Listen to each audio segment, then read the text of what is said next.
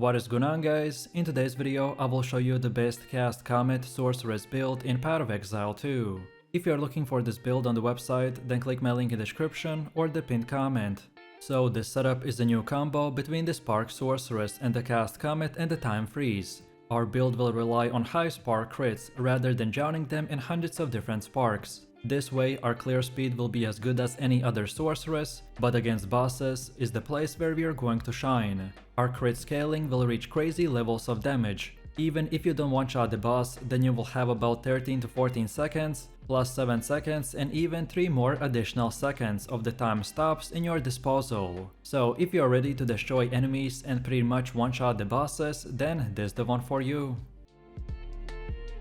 So let me show you the build, and for the main class we are going with the Sorceress and our Ascendancy is the Chronomancer. Then for the first skill we have Time Freeze with the Wind Wave, second Wind and Unbreakable. Then second we got the Time Snap with no support gems. Then next we got Temporal Rift with Ingenuity. Next we have Temporal Chains with the Cursed Ground, Encumbrance, Expanse, Magnified Effect and Ritualistic Curse. Then for the next one we have the Cast on Critical with the Comet, Spell Echo, Elemental Focus, Inspiration and the Concentrated Effect. Next we got Conductivity with the Heightened Curse and the Focus Curse. Next we got the Soul Offering with the Minion Mastery, Dance Macrobee and the Ablation. Next we have Frost Wall with the Icicle, Cold Mastery, Spell Cascade and the Cold Exposure. Next up we have the Archmage with the Clarity and the Lightning Mastery. And finally we are using the Spark with the Acceleration, Electrocute, Consider Casting, Arcane Surge and the Arcane Tempo. Most of this setup is structured around using our sparks for AoE and temporal chains with Time Freeze for the single target. So we use gems and skills that will support and increase their duration and damage, while the rest are powerful buffs and utility skills that usually get activated in the background. Next we also have a leveling build in case if you are starting your journey from level 0 and you want to use it up until about level 25. So first off we have Spark with the Unleash and Control Destruction. Then next we have the Flame Wall with the Fortress. Next we got the Frost Bomb with the Magnified Effect and the Spell Cascade. And finally we are using the Orb of Storms with the Persistence and Conduction.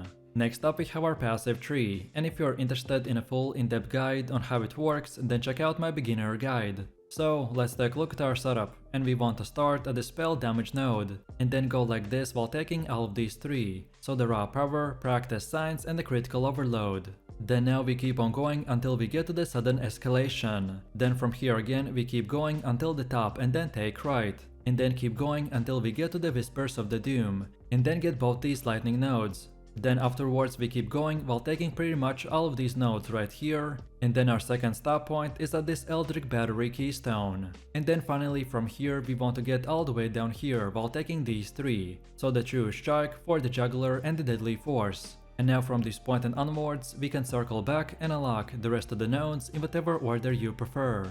All of these nodes that we got are very useful, but the ones I mentioned have the top priority, as they're the most important ones to acquire early on in the game, to make our build functional, and then later on the priority doesn't really matter that much. Also, as far as attributes go, you just simply want to fulfill your attribute requirements for gear and gems, and then after that spend the rest in intelligence. And then on top of this, a lot of our build is also improved by our specific jewels that we use. So for the top 3 options we have the Sapphire gems that increase spell damage, then increased critical damage bonus and increased critical spell damage bonus. And then now let's go all the way to the middle again, and for Ascendancy build this is what we have. So at the beginning you want to unlock the Footprints in the Sand. Then second, now and again. Then next we want the Ultimate Command, and then finally select the Unbound and Core. So feel free to use this exact same path as we have right here. And don't forget to check this video's description to find the link for this website, and this should make it easier for you to follow the path. Next up we have our Atlas passives, and the general idea behind this is to aim for bonus passives that spawn a lot of grouped up monsters, such as in expeditions or in rituals. So when we start we want to first of all go to the right side and get all of these nodes, and then keep going down until you get to the keystone called the Deadly Evolution. Then next circle back a little, and this time we go up top to the second keystone called the Unstable Energies. And then only from this point and onwards you can unlock the rest of the nodes in whatever order you want. But then on top of this we also have sub-passives, and their order in which you unlock them doesn't really matter, so this time it's up to you. And this is how it should look like for the ritual. Then next we have Delirium. Then third we have the bosses. Then on top of that we have the pinnacle bosses. Then next we also have our expedition setup, and then finally our breach setup. Next we have our gear. The weapon of our choice is the siphoning wand, and for the bonus stats we want to gain damage as extra lightning damage, increased spell damage, more to max mana, more levels to all cold spells, increased mana regen and critical hit chance. Then also we got an offhand called the Expert Plummet Focus with energy shield.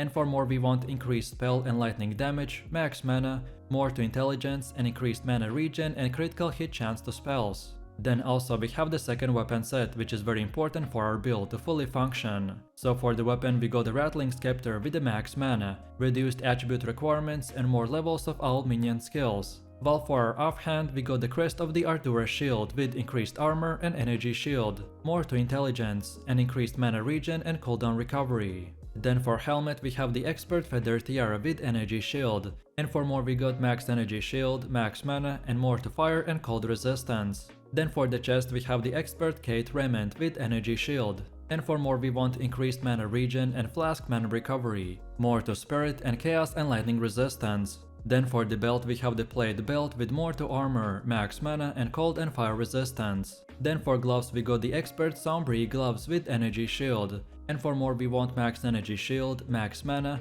and more to critical damage bonus. Then for boots we're using the Expert Feather Sandals with energy shield, and for more we need increased movement speed, max energy shield and max mana. Then for our first ring we got the Amethyst ring with the chaos resistance, and for more we want increased lightning damage, max mana, increased cast speed and mana regen. While for the second one we have the breach ring with increased cold and lightning damage, max mana, increased cast speed and increased mana regen rate.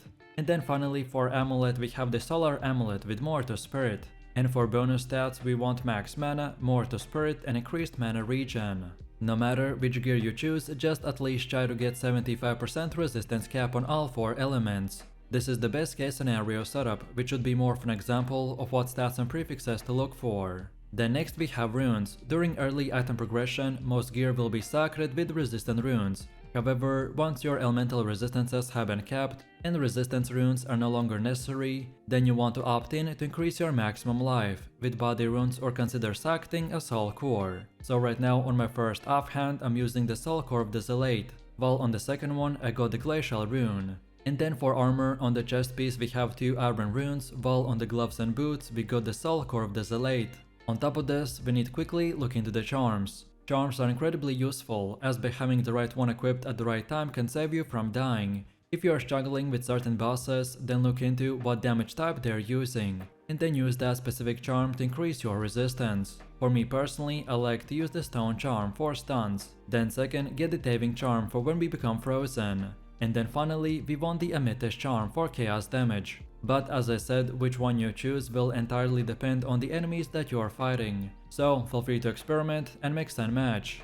And now finally, let's quickly take a look at how this build will work. So our rotation is quite simple, but you will need to get used to it. So what we want to do is first of all start by using the temporal chains. Then we follow that up with the conductivity. Then next use the time freeze in the combination with the soul offering. Then next we also want to activate the frost wall, and then from here just spam the sparks until the boss dies. But mainly for AoE and weak enemies we basically will turn into a spark build. So just keep spamming sparks and see all of these crazy crits popping off left and right. The only thing you need to keep in mind is the defense. Our build does not have energy shields, so mind over matter is a good defensive layer, but should not be heavily relied on in the endgame. While the time freeze has a high cooldown, so feel free to use it 24/7. Then also the second wind for 33% no cooldown. And then the time snap reset will allow you to use the time freeze continuously in the combat.